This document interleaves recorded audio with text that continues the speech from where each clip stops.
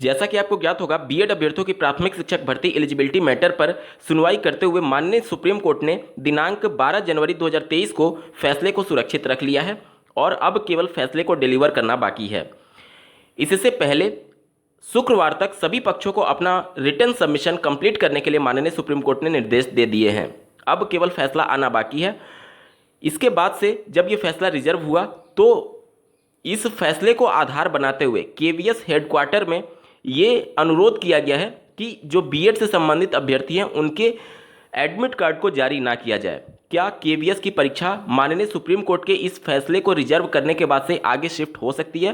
क्योंकि कहीं ना कहीं केवीएस संस्थान भी इस फैसले पर निर्भर है, क्योंकि बीएड अभ्यर्थियों की एलिजिबिलिटी उन्हीं पर एक तरीके से डिपेंडेंट है और माननीय सुप्रीम कोर्ट का जब फैसला आएगा वहीं कहीं ना कहीं बीएड अभ्यर्थियों की एलिजिबिलिटी को तय करेगा। क्योंकि केवीएस संस्थान के लिए जो ऑफिशियल नोटिफिकेशन जारी किया गया था पीआरटी के लिए, उसमें साफ शब्दों में मेंशन किया गया था केवीएस संस्थान के द्वारा कि इनकी जो एलिजिबिलिटी है वो पूरी तरीके से माननीय सुप्रीम कोर्ट में जो याचिका चल रही है उसके अधीन होगी। तो क्या कुछ परीक्षाएं इससे प्रभावित हो सकती हैं क्या? डिटेल में बात करेंगे, अंत तक जुड़े रहिएगा। नमस्कार दोस्तों, मेरा नाम है नीरज और आप देख रहे हैं कैरियर बिट यूट्यूब चैनल। अगर आप इस चैनल पर पहली बार विजिट कर रहे हैं तो इसको सब्सक्राइब करते हुए बेल आइकन को प्रेस करना ना भूलें।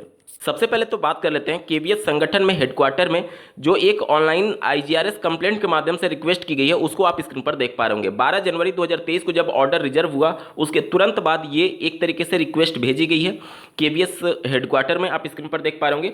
इनमें यही सब जो कमिश्नर हैं केंद्रीय विद्यालय संगठन के, उनको एक तरीके से संबोधित करते हुए ये पत्र लिखा गया है, आप स्क्रीन पर देख पा रहे होंगे। Regarding advertisement number 16/2022 direct recruitment of the post of primary teacher in KVS. यहाँ पर ये बातें मेंशन की गई है कि माननीय सुप्रीम कोर्ट ने जो फैसला था बीएड अभ्यर्थियों की एलिजिबिलिटी से संबंधित उसको रिजर्व कर लिया गया है। इस वजह से इनका एडमिट कार्ड इशू ना किया जाए। यहाँ पर आप देख सकते हैं साफ शब्दों में बातें मेंशन की गई हैं और ये अंडर प्रोसेस में है, यानी कि अभी इस पर जो केवीएस संगठन है उसकी तरफ से कोई भी प्रत्युत्तर नहीं दिया गया है। अब क्या प्रभाव पड़ेगा? क्या वाकई केवीएस संगठन इसको लेकर के जो फैसला रिजर्व किया गया उसको लेकर के वेट करना चाहेगी कि परीक्षा से पहले कम से कम ये चीज़ें क्लियर हो जाएं कि इनको परीक्षा में सम्मिलित कराना है अथवा नहीं?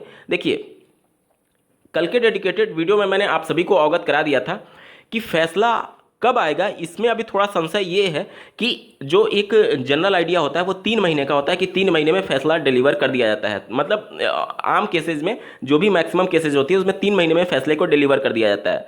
लेकिन कोई भी फैसला रिजर्व होने के बाद से माननीय सुप्रीम कोर्ट उस फैसले को अधिकतम 6 महीने तक के लिए होल्ड पर रख सकती है, यानी कि 6 महीने तक का समय होता है अधिकतम। ये मैक्सिमम मैं बता रहा हूँ, उससे पहले ही फैसले आ जाते हैं, लेकिन अधिकतम इतना समय होता है कि जब फैसला रिजर्व होने के बाद से माननीय सुप्रीम कोर्ट अपना ऑर्डर अंतरिम रूप से 6 महीने तक होल्ड पर रख सकती है, उसके बाद डिलीवर कर सकती है। तो ये कुछ टाइम पीरियड होता है, बाउंड होता है। इस सभी बातों से कहीं ना कहीं केवीएस संगठन में जो अधिवक्ता होंगे, जो कानून के जानकार होंगे, वो सब सलाह जरूर लेंगे कि कब तक फैसले आने की संभावना है। ठीक है, हो सकता है कि फैसला आपको फरवरी में ही देखने को मिल जाए, हो सकता है आपको फैसला जनवरी के लास्ट में ही देखने को मिल जाए। मैं यहाँ पर मैक्सिमम लिमिट बता रहा हूँ कि 6 महीना अधिकतम होल्ड पर रखा जा सकता है फैसले को रिजर्व करने के बाद से। तो अब अगर केवीएस संगठन इस बात पर भी मंथन करेगी कि मान लीजिए फैसले को 6 महीने तक होल्ड पर रखा गया तो परीक्षा भी 6 महीने होल्ड रखना पड़ेगा। यानी कि जिस तरीके से याचिका लंबित होने की वजह से उन्होंने बीएड अभ्यर्थियों को प्राथमिक शिक्षक भर्ती में आवेदन करने के लिए पात्र माना था और पूरी जो उनकी प्रक्रिया है उसको माननीय सुप्रीम कोर्ट के फैसले के अधीन कर दिया था। हो सकता है कि परीक्षा के लिए एडमिट कार्ड भी जारी किया जाए और परीक्षा भी ले लिया जाए और उनका जो रिजल्ट होगा वो माननीय सुप्रीम कोर्ट के फैसले के अधीन किया जा सकता है। क्योंकि कहीं ना कहीं ये बातें जरूर सामने आएंगी। अगर परीक्षा कराना चाहते हैं फरवरी में, मार्च में अगर कराना चाहते हैं केवीएस संगठन के द्वारा, और अगर बीएड अभ्यर्थियों का अभी कोई क्लियर तो है नहीं, क्योंकि आप ऐसा कैसे मान सकते हैं कि बीएड अभ्यर्थी हार ही जाएंगे? ये भी तो हो सकता है ना बीएड अभ्यर्थी जीत जाए, उस कंडीशन में तो वो एलिजिबल हो जाएंगे। तो आप पहले से कैसे मान सकते हैं कि केवल फैसले रिजर्व करने के बाद से उनका एडमिट कार्ड जारी ना किया जाए? तो 2 कंडीशन हो सकती है, या तो बीएड अभ्यर्थियों को शामिल कराते हुए ये तो तय है कि जब अगर फैसला आने से पहले अगर केवीएस संगठन परीक्षा कराती है तो निश्चित तौर पर बीएड पूरी तरीके से एलिजिबल रहेगा, क्योंकि अभी तक कोई अंतरिम रूप से फैसला नहीं आया होगा।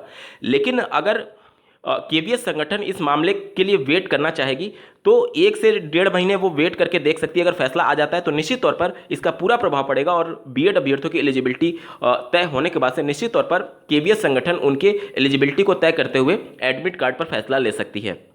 हालांकि ये बात तेज है कि फरवरी मार्च में जो केवीएस संगठन के द्वारा परीक्षा होना प्रस्तावित है प्राइमरी स्तर का, यहाँ पर जो एक तरीके से बीएड अभ्यर्थियों की संख्या है वो लगभग आधे के बराबर या फिर उससे ज़्यादा ही होगी, क्योंकि पूरे देश भर में आप देखेंगे कि बीएड अभ्यर्थियों की संख्या रिस्पेक्टिवली ज़्यादा है डीएलएड अभ्यर्थियों की संख्या की तुलना में।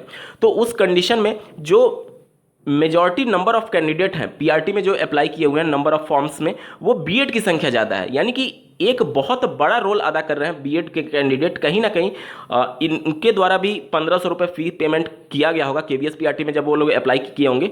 तो बिना फैसले के इनके एडमिट कार्ड को होल्ड पर रखा ही नहीं जा सकता, पॉसिबल ही नहीं है। और अगर केवीएस संस्थान माननीय सुप्रीम कोर्ट के फैसले का इंतजार करेगी तो परीक्षा फिर आगे डिले भी हो जाएगी। इस वजह से केवीएस संगठन शायद परीक्षा का वेट मतलब माननीय सुप्रीम कोर्ट के फैसले का वेट ना करे, और जिस प्रकार से उनका एक टाइम शेड्यूल चल रहा था परीक्षा की तैयारियों को लेकर के, हो सकता है कि वो अपने समय पर परीक्षा कराएं और बीएड अभ्यर्थियों को भी इसमें शामिल कराएं, और जो भी फैसला आएगा उसके अधीन उनके रिजल्ट पर होल्ड रखा जा सकता है या फिर उनके रिजल्ट को जारी किया जा सकता है। ये कुछ केवीएस संगठन फैसला ले सकती है। जब तक कोई अंतरिम रूप से माननीय सुप्रीम कोर्ट अपने स्तर पर कोई डिसीजन नहीं ले तब तक केवीएस संगठन अपने स्तर पर बीएड अभ्यर्थियों की एलिजिबिलिटी पर कुछ भी डिसीजन नहीं लेगी, और निश्चित तौर पर अगर परीक्षा होती है तो उसमें बीएड अभ्यर्थियों को शामिल कराया जाएगा और एडमिट कार्ड भी इशू किया जाएगा।